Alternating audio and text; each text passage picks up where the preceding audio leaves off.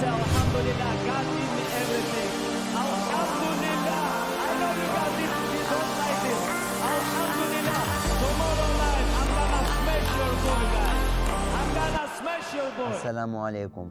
حبیب نرمگمیڈو کا نام سنتے ہی میرے دماغ میں علامہ محمد اقبال رحمۃ اللہ علیہ کا ایک بہترین شعر یاد آتا ہے، اور وہ کچھ یوں ہیں: خود ہی کو کر بلند اتنا کہ ہر تقدیر سے پہلے خدا بندے سے خود پوچھے بتا تیری رضا کیا ہے۔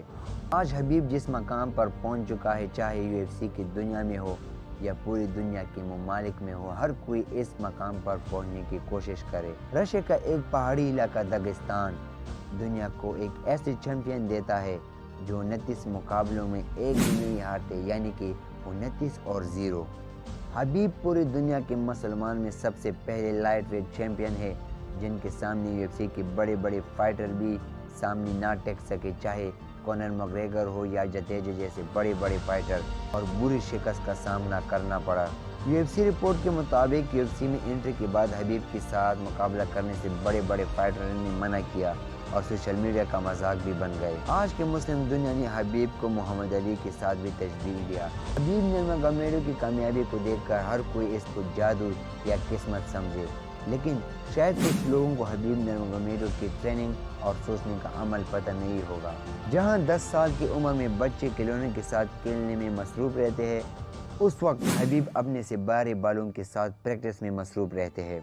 شروعات ہی میں حبیب نرمگمیڈو کے فادر نے حبیب اور دوسرے بچوں کے لیے اپنے گھر کے اوپر ٹریننگ کے لیے ایک جگہ مختص کی تھی جہاں حبیب اور دوسرے بچوں کو سخت محنت دی جاتی۔ حبیب کے مطابق ان کے والد حبیب اور دوسرے لڑکوں کو اپنے گاؤں داغستان کے پہاڑوں میں سال کے 4 مہینے اسی طرح وہ سخت محنت کیا کرتے، جہاں نہ تو بجلی ہوا کرتی اور نہ ہی پانی، اور کھانا بھی خود پکایا کرتے۔ اسی طرح رمضان کے مہینے میں دن کے ساتھ ساتھ رات کو سخت پریکٹس کیا کرتے اور دوسرے لڑکوں کے ساتھ پریکٹس کرنے میں مصروف رہتے۔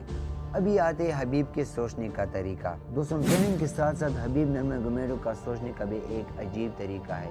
حبیب نرمگمیڈو اپنے ایک انٹرویو میں کہتے ہیں کہ لوگ مجھ سے پوچھتے ہیں کہ آپ کے پاس نیم فیم منی ہے، ابھی آپ اتنا سخت محنت کیوں کرتے ہیں؟ لیکن میں اسے جواب دیتا ہوں کہ میرے اندر ایک بہت بڑا آگ جل رہا ہوتا ہے کوئی بھی مقابلہ کرنے کے لیے۔ وہ مزید بتاتے ہیں کہ میں ہمیشہ یہی چاہوں گا کہ دنیا کے سب سے بڑے فائٹر سے میرا مقابلہ ہو، اور دنیا کے 7 بلین لوگوں میں جو بھی بیسٹ ہو میں ان کے ساتھ مقابلہ کرنے کے لیے تیار ہوں، اور یہی میرا سوچ ہے۔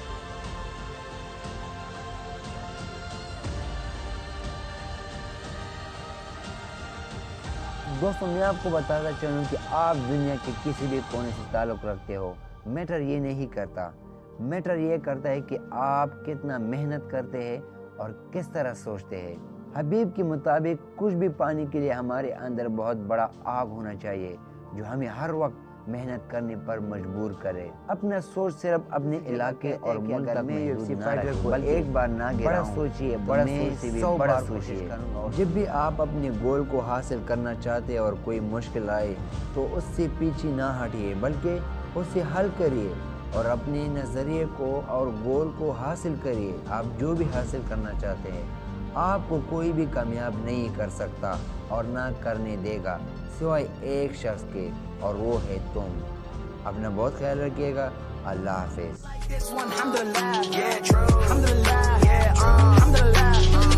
This one bigger than you, alhamdulillah. Now they know the truth.